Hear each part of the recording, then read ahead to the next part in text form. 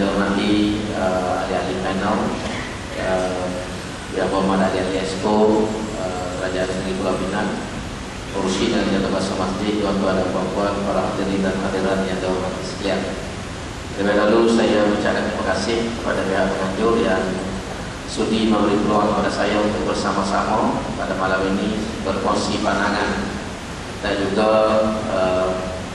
berkongsi maklumat tentang salah satu daripada isu yang orang kata panas dalam negara kita, iaitu tentang pelaksanaan hudud khususnya di negeri Kelantan. Walaupun isu hudud ini sebenarnya sudah lama, bermula tahun 1993 di Kelantan itu apabila Dewan Undangan Negeri meluluskan enakmen Jenayah Syariah 2 negeri Kelantan yang mengandungi di dalamnya undang-undang hudud, kisos dan undang-undang hudud dan kisos pada waktu itu. Dan undang-undang itu telah atau enakmen itu telah disokong oleh semua ahli dewan, termasuklah 2 orang daripada Barisan Nasional pada waktu itu. Tetapi oleh kerana halangan perlembagaan dan juga halangan peruntukan-peruntukan yang ada, kerajaan negeri tidak melaksanakan enakmen tersebut. Walau bagaimanapun dalam tempoh 20 tahun ini kita telah berusaha meningkatkan kefahaman masyarakat tentang enakmen tersebut melalui program-program tahunan yang kita katakan sambutan Hari Hudud. Apabila saya jadi Exco tahun 2004, kita ubah nama untuk guru pada waktu itu, minta supaya diubah nama sambutan Hari Hududullah. Sebelum pada itu dipanggil sambutan Hari Hudud. Jadi setiap tahun kita mengadakan program dalam berbagai bentuk. Ada kalanya kita buat program bersifat seminar, ada kalanya forum, ada kalanya wacana, ada kalanya ceramah. Dan program itu berterusan setiap tahun, bermula daripada tahun 93 sehinggalah tahun ini pun tahun ini kita belum buat lagi untuk tahun ini, tetapi berterusan. Tujuan yang besar kata guru pada waktu itu ialah supaya kita boleh meningkatkan kefahaman kita tentang tanggungjawab orang Islam terhadap undang-undang ini dan juga keperluan untuk dilaksanakan undang-undang ini. Dan yang kedua ialah untuk memastikan supaya kita tidak lupa tentang tanggungjawab ini. Walaupun mungkin kalau kita boleh bahagikan ajaran Islam ini kepada peratusnya, hudud ini peratusnya memang kecil lah dalam undang-undang atau syariat Islam. Tetapi sebagaimana yang saya pernah sebut, walaupun kecil tetapi dia merupakan salah satu daripada komponen yang penting dalam syariat Islam kita. Kalau kita boleh buat perbandingan macam rumah, rumah kita ni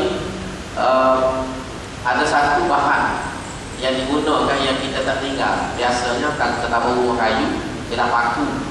Paku ini jumlahnya kuantitinya sikit saja. Rumah besar macam-mana pun kalau kita ambil semua paku, kita timbang berapa kilo saja kat paku tersebut. Tetapi paku itu walaupun kuantitinya kecil dan sedikit, tetapi adalah penting untuk memegang seluruh struktur bangunan rumah tersebut. Kalau kita cabut paku itu, maka rumah itu boleh runtuh. Maka bagilah juga pada pandangan kita tentang kepentingan hudud dalam struktur ataupun dalam susunan sebuah negara. Dan dalam tempoh ini kita berusaha setakat yang kita ada untuk memenuhi kehendak dan juga tuntutan agama. Kerana perintah pelaksanaan hudud ini ada di dalam Al-Quran, sebagaimana adanya perintah supaya kita sembahyang, adanya perintah supaya kita berpuasa, supaya kita menunaikan ibadah haji. Maka bagitulah juga ada perintah-perintah kepada kita untuk melaksanakan hukuman-hukuman jenayah syariah ini, terutamanya di dalam surah Al-Maidah kalau kita baca. Sehingga Allah Subhanahu Wa Taala menyebut mereka yang tidak mahu melaksanakan boleh jadi termasuk dalam golongan yang fasik, boleh jadi termasuk dalam golongan yang kafir, dan mungkin termasuk dalam golongan yang paling rendah ialah zalim. Maka atas asas inilah mengapa kita di negeri Kelantan ini bermula tahun 93 berusaha untuk memastikan supaya undang-undang Islam ini menjadi sebahagian daripada undang-undang negara. dalam bahasa Arab kita kata proses untuk taknim, menjadikan undang-undang ini sebahagian daripada undang-undang negara yang diiktiraf. Dalam keadaan hari ini, di dalam negara kita Malaysia ini, undang-undang wudu belum lagi diterima sebagai sebahagian daripada undang-undang negeri ataupun negara. Jadi apa yang kita buat di Kelantan ialah untuk membolehkan penerimaan kepada undang-undang ini, supaya undang-undang ini menjadi sebahagian daripada undang-undang dan peraturan-peraturan negara.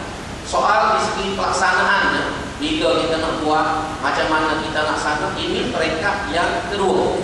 Peringkat yang pertama ialah supaya hudud ini diterima dan diiktiraf sebagai sebahagian daripada undang-undang negara. Ini yang penting. Dan sebab itulah pada pandangan kita, inilah yang perlu kita buat. Yang perlu kita buat, dan kebetulan bila sebagaimana disebut oleh pengerusi tadi, oleh pengerusi masjid tadi, apabila Kerajaan Barisan Nasional menyatakan kesediaannya untuk memberi laluan kepada negeri-negeri, tak kira orang negeri mana termasukkan Kelantan, untuk melaksanakan undang-undang jenayah syariah Islam, maka kita mengambil sikap yang positif kepada usaha tersebut, dan kita berusaha memastikan supaya hasrat kita yang tertangguh selama 20 tahun ini insya-Allah boleh menjadi kenyataan. Itu secara ringkas.